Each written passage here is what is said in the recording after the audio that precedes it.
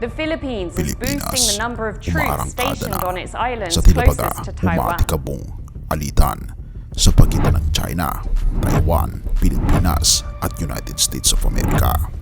At umaarangkada ang Pilipinas sa pagdepensa sa ating mga teritoryo at maging ang pagtulong sa teritoryo ng Taiwan na kung magkakaroon ng digmaan at lulusubin ng China ang Taiwan, malaki ang epekto ng pagpapalakas ng militar sa isang isla na nakaharap sa Taiwan. Atin itong pag-usapan, mga kaibigan.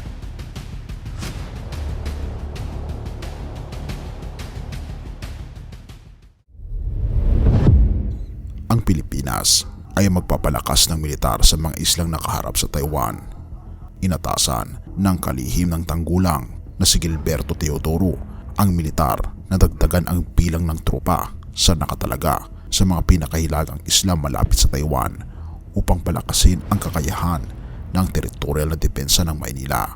Inatas din ni Defense Secretary Gilberto Teodoro ang pagbuo ng mas maraming infrastruktura sa liblib ng mga isla ng Batanes na mas mababa sa 200 kilometers o 125 miles mula sa Taiwan sa kanyang pagbisita sa mga pasilidad ng kalahi doon noong Martes, Pebrero 6 ayon sa pahayag ng Philippine Navy. Simula ng 2024, mas mataas ang operational na tempo para sa AFP sa datang lakas ng Pilipinas, ani Teodoro. Ayon sa pahayag ng Philippine Navy na inilabas noong Martes, ang Bashi Channel sa pagitan ng mga islang iyon at Taiwan ay tinuturing na isang choke point para sa mga sasakyang naglalakbay sa kanlurang Pasipiko at ang kontrobersyal na South China Sea. Sinabi ng kagawaran ng depensa ng Taiwan na regular na nagpapadala ng mga barko at eroplano ang mga Chinese militar sa channel. Noong Nobyembre, naglunsad ang militar ng Pilipinas at Estados Unidos ng mga joint patrol sa karagatan sa pinakahilagang bahagi ng Pilipinas. Ang Batanes ay ang spirit ng Pilipinas pagdating sa hilagang baseline. Ika pa ni Teodoro na kasama ang AFP at Navy Chiefs sa kanyang pagbisita. Ang pagbisita ni Teodoro ay nagpapahayag ng mahalagang yugto sa pangako ng ating bansa sa teritorial na depensa at pambansang seguridad. Ayon ito sa Philippine Navy. Ayon sa ulat ng Reuters noong Agosto, may negosasyon ang US military para sa pagbuo ng isang civilian port sa Batanes. Isang hakbang na magpapalakas sa akses ng Amerika sa mga strategic na nakatayong isla na nakaharap sa Taiwan. Ika pa sa Raptor, noong 2023 halos dumoble ang bilang ng mga militar na basihan ng Pilipinas sa maaring pasukin ng mga puwersa ng Estados Unidos kasama ang tatlo na nakaharap sa Taiwan. Sinabi ng China na inaangkin ang demokratikong pamahalang Taiwan bilang sariling teritoryo na ang mga galaw na iyon ay nagpapainit ng tensyon sa rehiyon.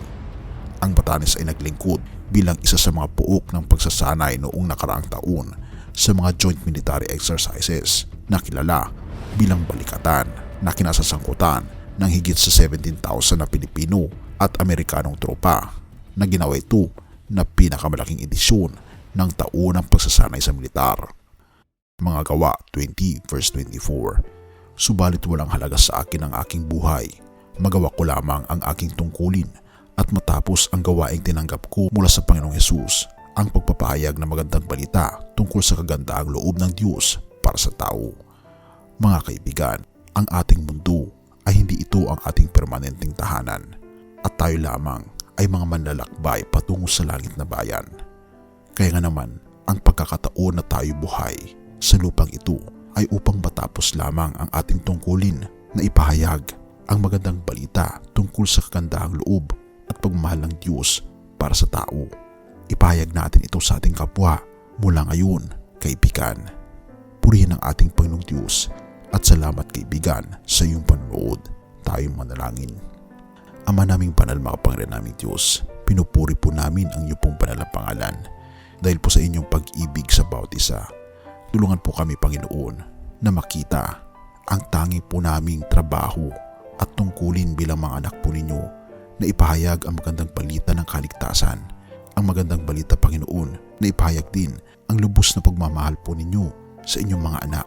Tulungan kami, Panginoon, na maipadama ito sa aming kapwa mula ngayon at magpakailan pa man.